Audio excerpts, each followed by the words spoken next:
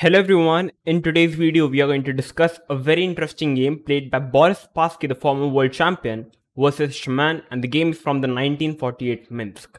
It was the early days of Boris Spassky and I want to discuss the games with you guys to know how great these players were. So I don't want to waste any further time, so let's start. So Boris Spassky is pretty young and he's playing with the white pieces and he starts the game with 1d4. Knight to f6, knight to f3, d5, c4, e6, and now we have the move knight to c3, the standard QGD. Bishop to e7, e3. So usually white can play bishop to g5, but here Boris Spassky decided to put the bishop on c1, and the usual idea after playing e3 is to develop the bishop via b2, and then further break with e4, and after d5 the bishop would be enormously powerful. So after e3, knight b d7, bishop to d3, short castle, a6. So black's idea is already to capture the pawn, and after bishop takes, getting b5 with a tempo and developing the final piece, the bishop on c8. So here Boris simply played the move b3 with the idea of developing the bishop and at the same time recapturing the pawn on c4 with the b pawn. So b6, bishop to b2, bishop to b7. And after bishop b7, I believe black's idea is already to centralize the knight on e4. So Boris Spassky played the move queen to c2, not allowing black to put the knight to e4, and now just looking forward to getting a break with e4. So here black played the move c5, striking in the center.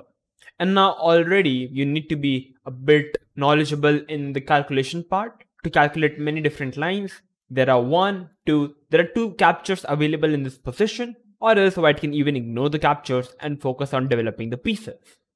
So in the game we had the move knight to e5, which is a move.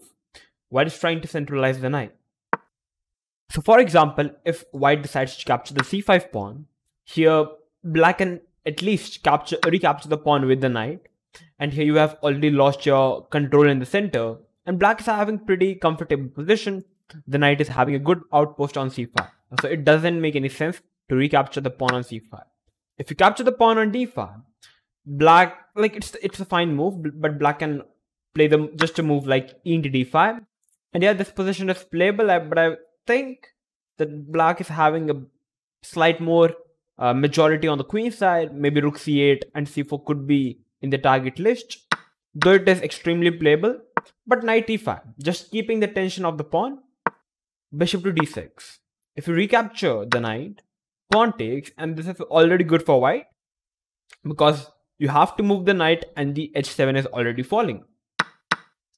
So we have bishop to d6 threatening to recapture the knight, and now we have the move f4, centralizing the knight, and here black played the move h6, queen to e2. So I personally felt queen e2 was nearly a perfect move. Why? So first of all, after queen e2, you have to keep your rook on a8. If you try to play rook c8, I can already capture on d5, followed by capturing the pawn on a6. Second, you are shifting the queen from the queen side to king side to launch a powerful attack on the king. And stating up the third point, after queen e2, you will realize that after rook c8, the queen would never be on the same line as the rook. So there would be no pressure on the queen. So yeah, queen e2 was a very much flexible move. And now we have the move knight to e4. A much better move was queen to e7. Knight e4 was already a bad move by black. Here, white is having a powerful continuation. You can pause the video and try to find the move. Okay, so it's all about calculation and tactics. In the game, we had rook to d1 by Boris Spassky, which is a fine move, but the best would have been to capture the knight, takes, and now play the move knight takes, queen takes, and now rook to d1. Why is this best? First of all, if you try to capture the d4 pawn, rook d4 is already good for white. You are having this open bishop, you are having this strong rook, this pawn is weak. And if you don't really capture the pawn, my idea, for example, after rook d8, my idea is already to maybe push the pawn. Just push the pawn, block this bishop, and if you try to capture, I can already capture with the 9. I'm having the strong bishop. My knight is pretty well centralized. The e4 pawn is slightly weak, and white is having a very comfortable, good position. So this is exactly what would have happened if Boris Spassky would have went for it. It's the perfect variation.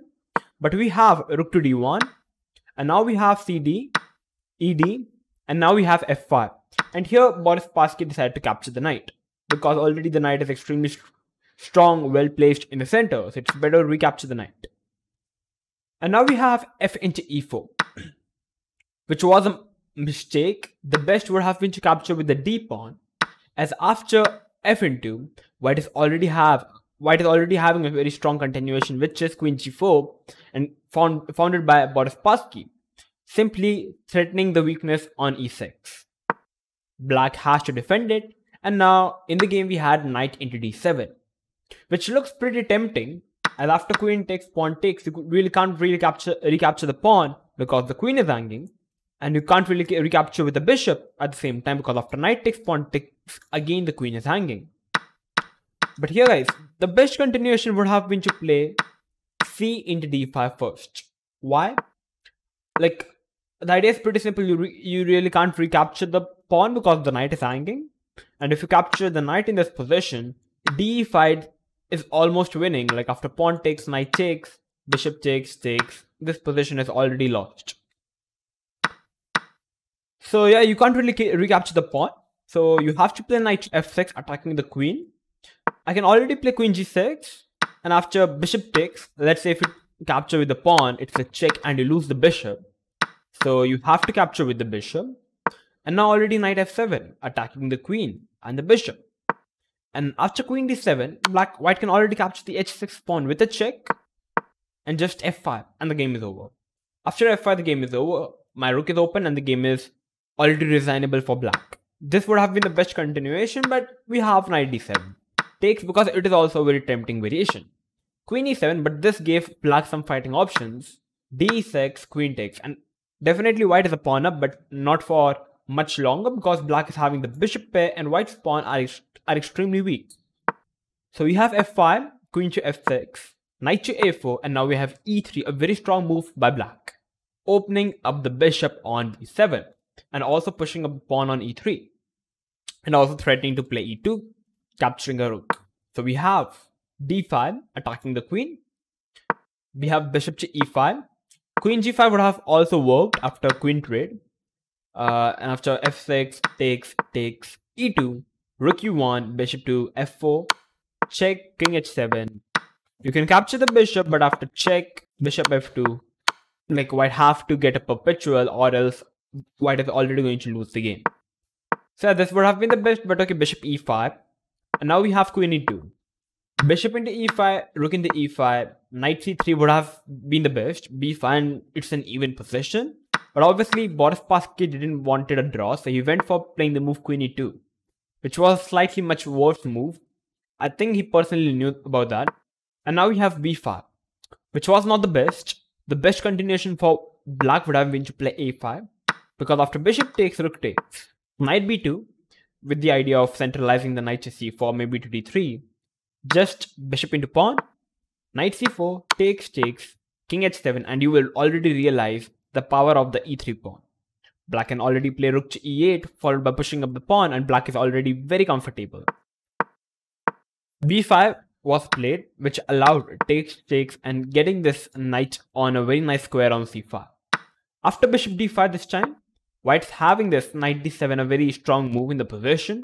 And after queen d6, it looks like the bishop is extremely strong, so maybe white should go for takes, knight b6. But guys, it's not really working because it's winning for black, because after queen d2, we are forced to trade off the queens, and after takes, black is not really going to recapture the knight, but black is having this rook u1, making a queen, and black is winning.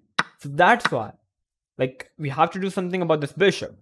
So after queen d6, white founded a very strong move which is in this position, which is, you can pause the video and try to find the move.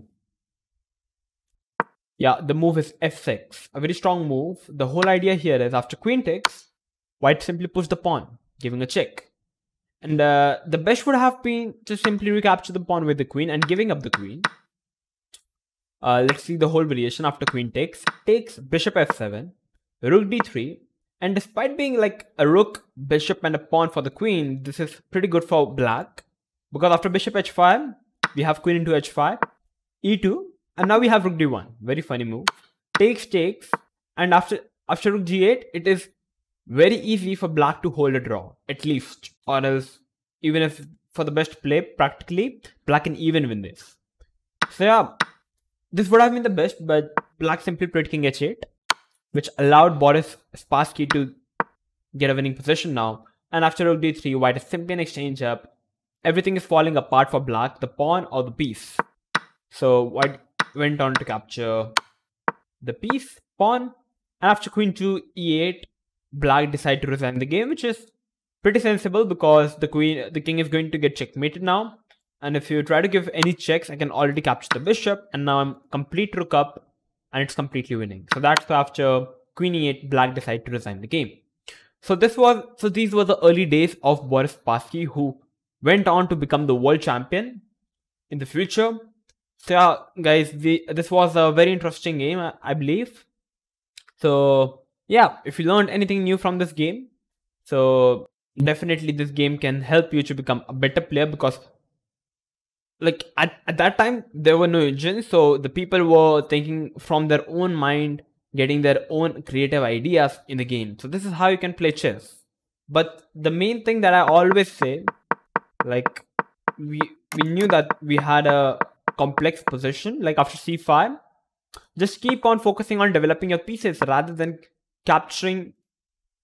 trading off. Only capture when you're going to have a good position, or you're going to have a material advantage, or else there is no meaning of recapturing any piece. Like f4, queen e2, just improving the pieces. Like at this point, at this very junction, white was having this idea of getting a good position, but this was missed by Spassky. But still, he went on to find a neutral move, which is rook d1, simply focusing on developing his pieces. Takes, f5, and now he finally created a weakness, and hammered that weakness and went on to win the game. So this was a very interesting one. So if you liked the video, I'm going to come up with these more interesting videos like this. So till then, stay tuned and keep watching OneShot Chess.